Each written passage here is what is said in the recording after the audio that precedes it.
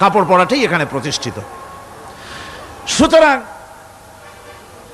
এখন অবস্থাটা এই হয়েছে, কাপড় পরা প্রতিষ্ঠিত আছে বলে কোন উলঙ্গ মানুষ এসে যদি এই মঞ্চে দাঁড়ায় আর বলে আমাকে একটু বক্তৃতা করতে দেন, আপনারা কি করবেন? মঞ্চে তো উঠতেই দিবেন না। উলঙ্গ মানুষ যদি কোনো চাকরি নিতে যায় ইন্টারভিউতে, তাকে লাইনে দাঁড়াইতে দেবে? দেবে না।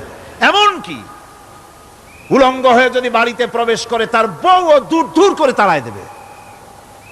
ঠিক কিনা? যেহেতু সমাজের ভিতরে কাপড় প্রতিষ্ঠিত আছে, সেই জন্য এই উলঙ্গ মানুষ পাওয়া যায় না। অনুরূপ ভাবে নামাজ যদি প্রতিষ্ঠিত হতো সমাজের ভিতরে, তাহলে বেনামাজি খুঁজে পাওয়া যেত না। চাকরি করতে গেলে সেখানে নামাজ মানদণ্ড হয়ে যেত, নামাজ পড়ে কিনা তা দেখে নেওয়া হতো। বেনামাজি লোক পাওয়াই যেত না যদি প্রতিষ্ঠিত থাকতো। প্রথম প্রশ্নই হতো তুমি নামাজ পড়ো কিনা। ইলেকশনে যদি একজন উলঙ্গ মানুষ এসে দাঁড়ায়, ভাইরা এবার আমার বোতল মার্কা বাক্স, উলঙ্গ মানুষ এসে ভোটে দাঁড়াইছে, আপনারা ভোট দিবেন? দিবেন। ওইটা কাপড় প্রতিষ্ঠিত আছে বলে, লুঙ্গি প্রতিষ্ঠিত সমাজে আছে বলে উলঙ্গ মানুষকে আপনি ভোট দিবেন না। নামাজ যদি প্রতিষ্ঠিত থাকতো সমাজে, বেনামাজি মানুষ যদি এসে মঞ্চে দাঁড়ায়া যতই বলতো আমি ক্ষমতায় গেলে এই করব সেই করব, নামাজ প্রতিষ্ঠিত থাকলে পরে বেনামাজিরে কেউ ভোট দিত না। নামাজ যদি প্রতিষ্ঠিত থাকতো, তাহলে অফিসের অফিসার তো দূরের কথা, বেনামাজি অফিসের ঝাড়ুদারের চাকরিও তার কিসমতে জুটতো না যদি নামাজ প্রতিষ্ঠিত থাকতো। এর নাম হলো নামাজ কায়েম হওয়া। নামাজ কায়েম থাকলে এই অবস্থার সৃষ্টি হতো। এই জন্য আল্লাহ পাক বলেছেন নামাজকে কায়েম করতে হবে। নামাজ হবে সব ভালো কাজের মানদণ্ড। সমস্ত ভালো কাজের মানদণ্ড কি? নামাজ। নামাজ আমাদেরকে বড় রকমের শিক্ষা দেয়। কি শিক্ষা দেয়? নামাজ আমাদের শিখায় ঐক্য আর ভ্রাতৃত্ব। ভ্রাতৃত্বের আর ঐক্যের শিক্ষা দেয়। এক নেতার আনুগত্য করা শিখায়। জামাত যত বড় হোক, ইমাম হবে কয়জন? একজন ইমাম হবে। আর এই ইমাম মানে কি? নেতা। ইমাম মানে কি? নেতা। নির্বাচন শিখায় নামাজে। নেতা নির্বাচন কে শিখায়? নামাজ শিখায়। বোঝেন খুব ভালো করে। কিভাবে? মনে করুন চট্টগ্রাম শাহী মসজিদে ইমাম প্রয়োজন। এখন সেই ইমাম নেওয়ার জন্য ইন্টারভিউ কল করা হলো, বিজ্ঞাপন দেওয়া হলো পত্রিকায়। অনেক আলেম আসলেন। ইন্টারভিউ বোর্ডে যারা বসলেন, তারা ইন্টারভিউটা কিভাবে নেবেন? যার মাথার চুল লম্বা বেশি তার ইমামতি দেওয়া হবে। যার লুঙ্গিটা পায়ের গিরার তলে তারে দেওয়া হবে। যার মোষটা মুখের মধ্যে গিয়া ঢুকছে, হাসি দিলে বুঝাই যায় না হাসে না কান্দে, তারে দিবে। দাড়িগুলা কামাইছে তারে দেবে। সিগারেট খায়, বা অবশ্য চট্টগ্রাম আর সিলেটে সিগারেটের ফতোয়া ভিন্ন রকম। বরিশালে আমি যেখানে জন্মগ্রহণ করেছি, আমার এলাকায় কোনো আলেম যদি সিগারেট খায়, মসজিদের ইমাম তো ভালো, মসজিদ ঝাড়ু দিতেও ঢুকতে দেবে না মসজিদে। এটা এই এলাকার এক রকমের কায়দা। আমি এটার ব্যাপারে কথা নাইবে বললাম। তো আপনারা খুঁজে দেখবেন সে সিনেমা দেখে নাকি, মিথ্যা কথা বলে নাকি, বউ পর্দায় থাকে নাকি। এগুলি মাইক্রোস্কোপ যন্ত্র দিয়ে ইমামের মাথা থেকে পা পর্যন্ত দেখবেন কিনা কন? আচ্ছা এবার কন তো দেখি, এই ইমাম সাহেব ইমামতি করবে কতজন লোকের?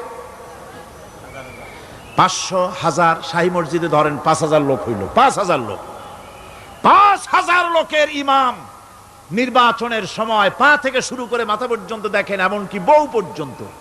বৌমনি আনিয়ে দেখেন না, পর্দায় থাকে কিনা এইটা আপনারা দেখেন, ঠিক কিনা? এ খবরটা নেন। 5000 লোকের একটা ইমাম বানাতে গিয়ে মাইক্রোস্কোপ যন্ত্র দিয়ে দেখেন মোষ কেমন, দাড়ি কেমন, চুল কেমন, পাও কেমন, হাত কেমন, হাতে নখ লম্বা কিনা, দাঁতে ছাতা কিনা, বউ পর্দায় থাকে কিনা, মিথ্যা কথা কয় কিনা, এত দেখেন।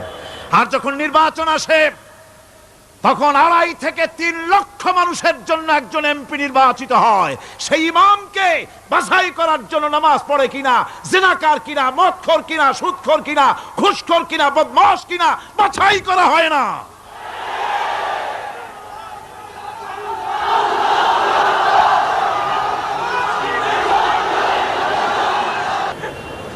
নামাজ আমাদেরকে এটা শিখায় ইমাম কেমনে বানাইতে হবে। কোন সুবহানাল্লাহ।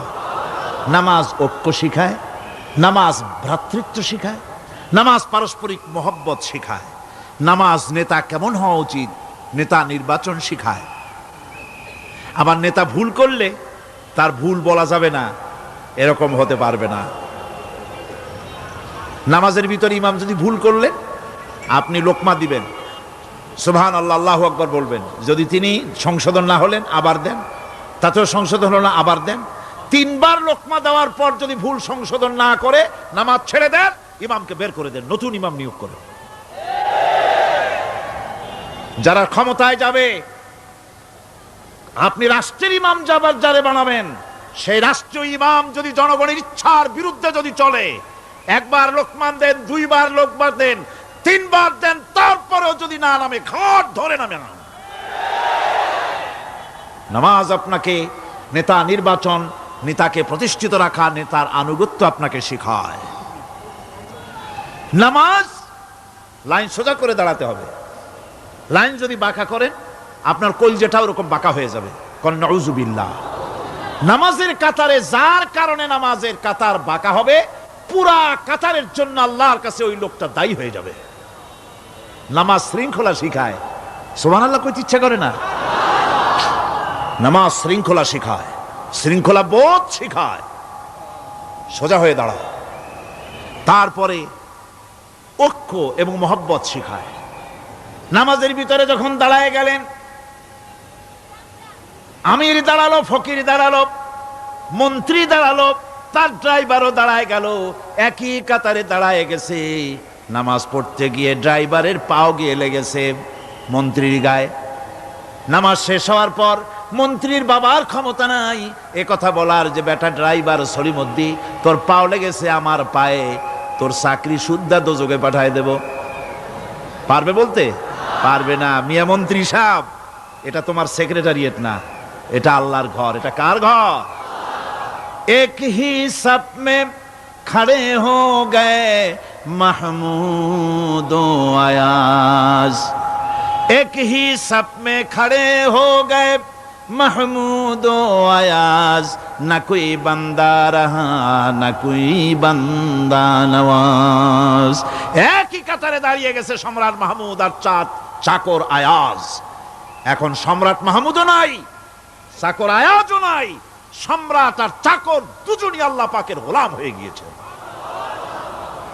তুমি মসজিদে এসেছো, তুমি আল্লাহর গোলাম। কার গোলাম? আল্লাহ পাকের গোলাম। এই জিনিস শিখায় নামাজ। নামাজ শিখায় মানুষকে পাঞ্চুয়ালিটি, নিয়মানুবর্তিতা, সময়ের জ্ঞান শিখায় নামাজ। নামাজ মানুষে কি শিখায়? আল্লাহ রাব্বুল আলামিন বলছেন, ইন্নাস সালাতা কানাত আলাল মুমিনিনা কিতাবাম মাওকুতা। নিঃসন্দেহে নামাজ মুমিনদের নিয়মানুবর্তিতার সাথে ফরজ করা হয়েছে, তাদের উপরে নিয়মানুবর্তিতার উপরেই, সময়ের উপরে নামাজকে ফরজ করা হয়েছে। আপনার আন্দাজ মতো আপনি পড়তে পারবেন না, সময় মতো পড়তে হবে, আউয়াল ওয়াক্তে পড়তে হবে। আমার দেশের মসজিদগুলিতে ফজরের নামাজ পড়া হয় এমন সময় পূর্ব দিক ফর্সা হয়ে যায়। ইমাম সাহেব যদি ভুল করেন, নামাজ যদি দোহরাতে যান, তাহলে সূর্য উদয় হয়ে যাবে, এমন অবস্থা। নামাজ এত দেরিতে পড়া হয়। প্রত্যেক ওয়াক্তের নামাজ আউয়াল ওয়াক্তে পড়ার জন্য রাসূল সাল্লাল্লাহু আলাইহি ওয়াসাল্লাম তাগিদ করেছেন। সময়ের দিকে লক্ষ্য রাখতে বলা হয়েছে। যেই জাতির, লক্ষ্য করুন, যে জাতির দৈনিক 5 বার টাইমলি, অক্ত মতো, সময় মতো নামাজ আদায় করতে হয়, দুর্ভাগ্যজনক সত্য, সেই জাতির কাছে সময়ের কোনো দাম নাই। সময়ের দাম নাই। 9টার গাড়ি কয়টায় আসবে? 9টার গাড়ি কয়টায় আসবে? একদিন দেখা গেল সত্যিই 9টার সময় এসে গেছে। যাত্রীরা বলছে মাশাআল্লাহ, অন্তত একটা দিন তো 9টার সময় আসলো। স্টেশন মাস্টার বলছে, না খুশি হওয়ার কারণ নাই, আজকের না, এটা গতকালকেরটা। আমার আমেরিকার সফরের সময় যে বাড়িতে আমি আমেরিকায় থাকি, কুইন্স এলাকায়, নিউ ইয়র্ক সিটিতে, সে বাড়িওয়ালা চাকরি করে। সে আমাকে বলল 10টি বছর আমি একটা ট্রেনে যাতায়াত করি। সে বলছে রাত 3:45 ট্রেনটা আসে, ওই ট্রেনে চড়ে সে তার কর্মস্থলে যায়। বলল 10টা বছর আমি এখানে আছি, 10 বছরের ভিতরে এই ট্রেনটা 1 মিনিটের জন্য এদিক ওদিক করলো না, ঠিক 3:45 এসে হাজির হয়ে গেছে। ঝড় হোক, বৃষ্টি হোক, স্নো পড়ুক, বরফ পড়ুক, টাইমলি চলতেছে। দুনিয়ায় ভিন্ন জাতিরা যে উন্নতি করে তার পেছনে সময়ের জ্ঞান তাদের অনেক বেশি আমাদের থেকে, কথা ঠিক কিনা? আমাদের সময়ের জ্ঞান নাই, সময়ের কোনো মূল্য আমরা দেই না। 2টার সময় মিটিং হবে, মন্ত্রী সাহেব আসেন 5টার সময়, ঠিক কিনা? বক্তৃতার জন্য সময় দেওয়া হয়েছে 20 মিনিট, নাহমাদু অনুসল্লি আলা কইয়া সুর দিয়া 35 মিনিট গেছে নাহমাদু কইতে কইতে, সময় 20 মিনিট, তা তার মনেই নেই। এই যে সময়ের জ্ঞান নাই, এটা ব্যর্থতা। নামাজ মানুষকে সময়ের জ্ঞান শিখায়, কোন আলহামদুলিল্লাহ। এই সময়ের জ্ঞান আমাদেরকে শিখতে হবে।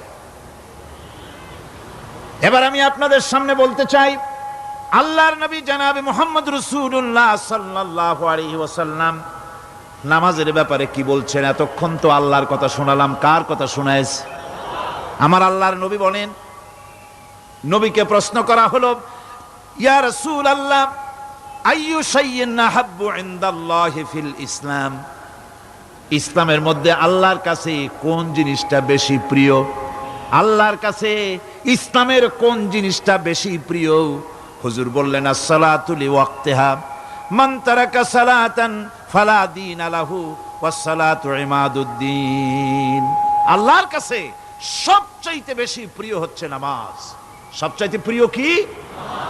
নামাজ। ওয়াক্তমতো নামাজ আদায় করা আল্লাহ পাকের বেশি প্রিয়। আর এই নামাজ হচ্ছে দ্বীনের খুঁটি। এটা দ্বীনের কি?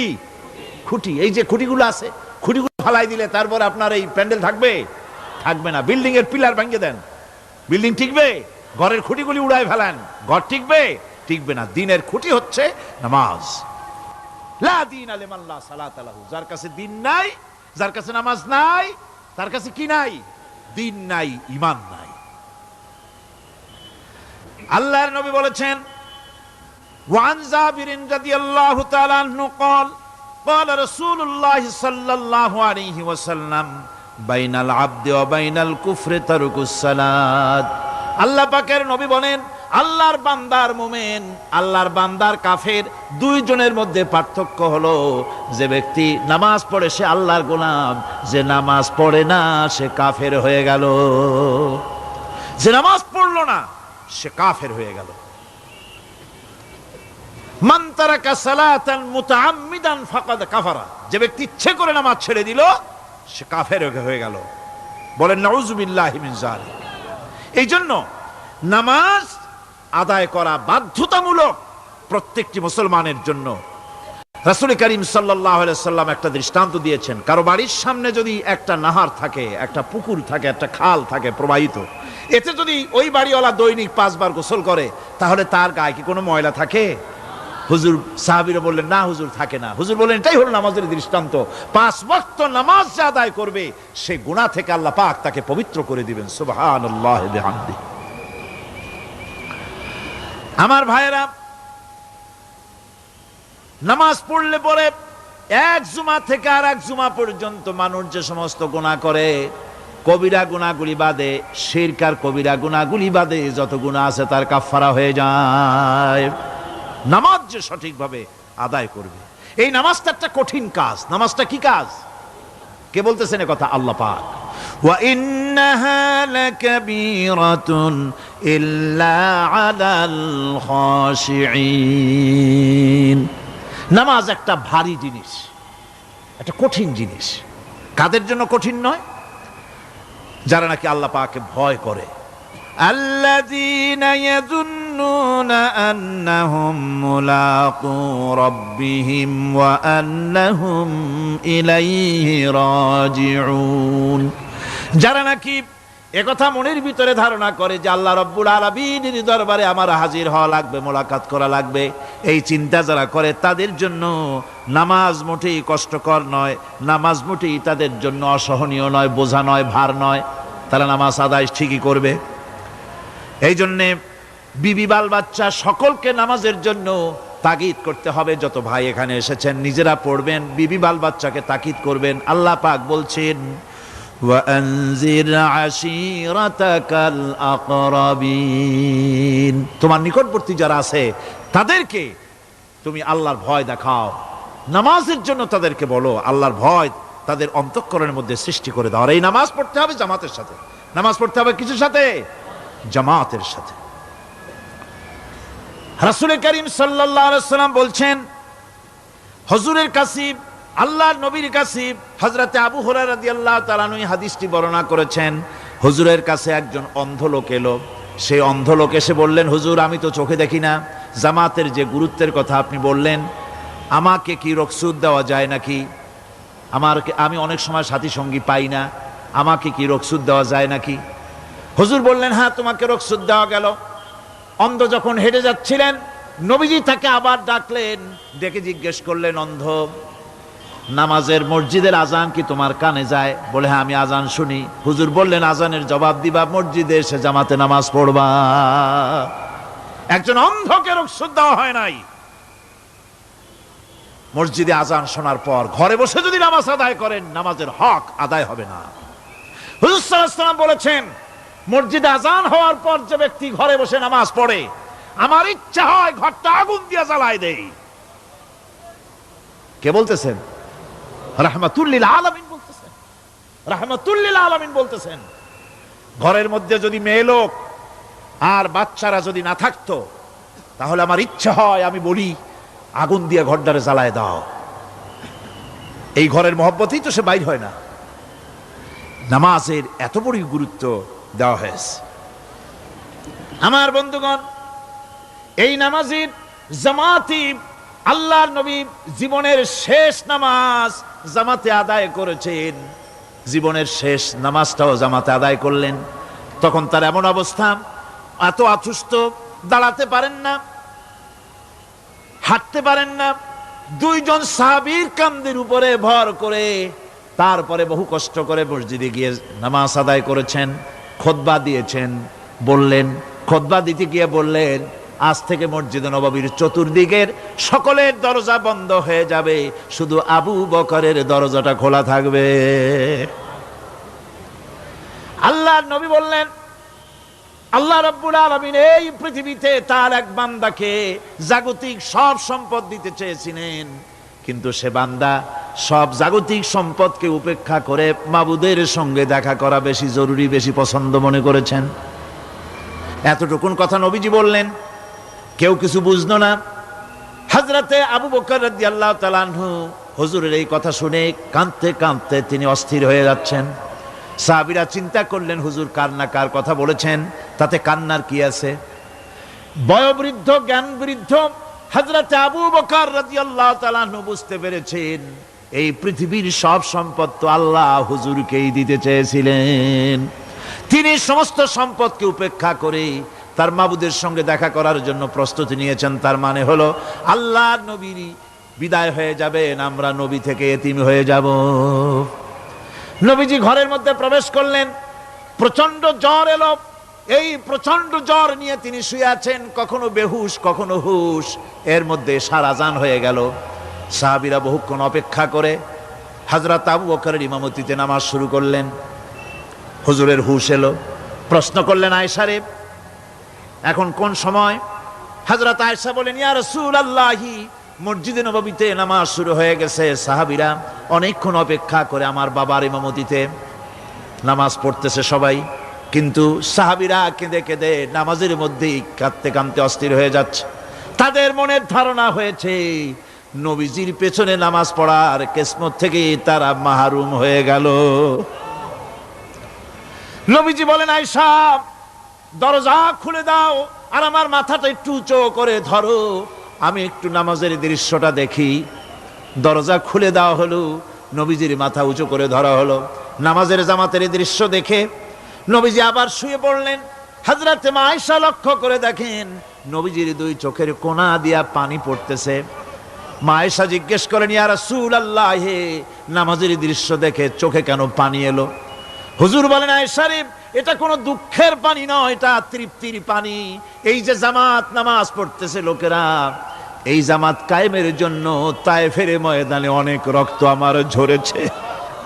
উহুদের ময়দানে দান্দান মুবারক শহীদ হয়েছে, সাহাবায়ে কেরাম জীবন দিয়েছে। এই যে জামাত আমি দেখতে পেলাম, ভবিষ্যতের একটা ছবি যেন চোখে ধরা পড়লো। আমার মনে হলো কিয়ামত পর্যন্ত এই পৃথিবীতে আমার যত উম্মত আসবে তারা এইভাবে করে জামাতে নামাজ আদায় করবে। নবীজির মাথার কাছে মালাকুল মউত যখন এসে গেছেন, আমার ভাইরা, এই পৃথিবীতে যত নবীরা এসেছিলেন মৃত্যুর সময় সমস্ত নবীরা শেষ কথা যেটা বলেছেন, হাদিস, সমস্ত নবীরা উম্মতের জন্য মৃত্যুর মুহূর্তে শেষ কথা যেটা বলেছেন সেটা হলো আসসালাত, আসসালাত, নামাজ, নামাজ। আমার নবী যখন বিদায় হয়ে যান, বিদায় মুহূর্তে মেয়ের কথা বললেন না, কলিজার টুকরা নাতির কথা বললেন না, জামাইয়ের কথা বললেন না, স্ত্রীর কথা বললেন না, মৃত্যুর সময় শেষ কথা বললেন আসসালাত, আসসালাত ওয়া মা মালাকাত আইমানুকুম, নামাজ, নামাজ, আমার উম্মতেরা নামাজ, আমার উম্মতেরা নামাজ ছেড়ে দিও না, নামাজ। যেই নবী উম্মতের জন্য এত কাঁদলেন, নামাজের জন্য এত কথা বলে গেলেন, আল্লাহ রাব্বুল আলামিন নামাজের জন্য এত নির্দেশ করলেন, নবীজি ইন্তেকালের সময় নামাজের কথা বলে দিলেন, সেই মুসলমান আজ নামাজ আদায় করে না, নামাজ পড়ে তো নামাজ শুদ্ধ হয় না। হযরতে হুযায়ফা রাদিয়াল্লাহু তাআলা আনহু তিনি একবার ইয়েমেন সফর করেছিলেন, এক মসজিদে নামাজ পড়লেন, একজনকে তিনি নামাজ পড়তে দেখলেন, নামাজ পড়তে দেখে তিনি অপেক্ষা করলেন, লোকটার নামাজ হয়ে যাওয়ার পর তিনি প্রশ্ন করলেন, আল্লাহর বান্দা, তুমি কতদিন এরকমের নামাজ পড়তেছ? তিনি বললেন, প্রায় 40 বছর তো হবে আমি এরকম নামাজ পড়তেছি। হযরতে হুযায়ফা বলেন, তুমি কি আমারে চেনো? কয়, না, চিনি না। হযরত হুযায়ফা বললেন, আল্লাহর বান্দা শোনো, আমি হচ্ছি আল্লাহর নবী মুহাম্মদুর রাসূলুল্লাহ সাল্লাল্লাহু আলাইহি সাল্লামের সাহাবী হুযায়ফা। ও আল্লাহর বান্দা, তুমি যেভাবে নামাজ পড়েছো এই রকম যদি 40 বছর নামাজ পড়ে থাকো, আল্লাহর কসম করে বলি, নবীজি যে নামাজ শিখাইছেন তোমার সে নামাজ হয় নাই, রাসূলুল্লাহর নামাজ হয় নাই। নামাজ পড়লেই হবে না, রাসূলুল্লাহ বলেছেন, সাল্লু কামা রাআইতুমুনি উসাল্লি, নামাজ পড়ো সেইভাবে যেভাবে আমারে পড়তে দেখো। বিশ্বাস করুন ভাইরা, নামাজ যদি না হয়, হরতাল করিয়া, মিছিল করিয়া, বিক্ষোভ করিয়া, যে কোনো আন্দোলন করে ইসলামকে বিজয়ী করা যাবে না যতক্ষণ পর্যন্ত নামাজ সহি না হবে। নামাজ হচ্ছে ফাউন্ডেশন, নামাজ নাই কিচ্ছু নাই। ঠুকঠাক করে দুইটা সেজদা দিয়ে উঠে যাবেন, আপনার ইসলামী আন্দোলনের 4 পয়সার দাম নাই। নামাজ আগে, জিহাদের ময়দানেও নামাজ, যেখানে আছেন ওখানেই নামাজ পড়তে হবে, আর তা পড়তে হবে আদবের সাথে, মুহাব্বতের সাথে। আপনারা বিরক্ত হচ্ছেন না তো? নামাজ, নামাজ, এই নামাজ হচ্ছে মুসলমানদের সবচেয়ে বড় জিনিস। নামাজ হয় না, নামাজ যত পড়া হয় অধিকাংশ নামাজ হয় না। নামাজের ভিতরে তাদিল আরকান, তাদিল করা ওয়াজিব। যতক্ষণ দাঁড়িয়ে থাকবেন, রুকুতে থাকবেন, যতক্ষণ দাঁড়ায় থাকবেন ততক্ষণ, অন্তত এক তাসবিহ পরিমাণ তো বটেই। যদি তা না হয়, রুকুত থেকে দাঁড়ালেন, সেজদায় চলে গেলেন, ওয়াজিব তরক হলো, সো সেজদা দিলেন না, নামাজ ফাসেদ হয়ে গেল, নষ্ট হয়ে গেল নামাজ। এটা পাগলামি না, নামাজ সহিভাবে আদায় করতে হবে।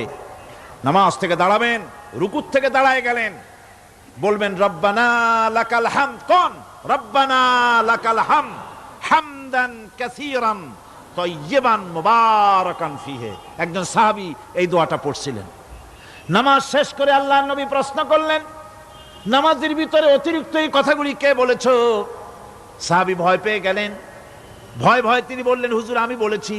হুজুর বললেন, তুমি জানো না আমি নবী, তুমি নবী না, আমি যা দেখি তুমি দেখতে পাও না। তুমি যখন এই দোয়াটা পড়তেছিলে আমি লক্ষ্য করেছিলাম আল্লাহর রহমতের ফেরেশতারা প্রতিযোগিতা করতেছিল তোমার আমল নামায় কে কত বেশি নেকি লিখবে। রুকুতে দাঁড়ায়া এটা পড়বেন, সেজদায় চলে যাবেন, দুই সেজদার মাঝখানে ততক্ষণ বসে থাকবেন যতক্ষণ একটা সেজদার ভিতরে ছিলেন। পড়বেন আল্লাহুম্মা গফিরলি ওয়ারহামনি ওয়াহদিনি ওয়াফিনি ওয়ারজুকনি। নামাজের মধ্যে দোয়া করতেছেন, আল্লাহ আমারে ক্ষমা করে দাও। এসব দোয়া সব হুজুরের। আমাকে ক্ষমা করো, আমাকে হেদায়েত দাও, আমাকে সুস্থ করো, আমাকে রহম করো, আমাকে রিজিক দাও। কও সুবহানাল্লাহ।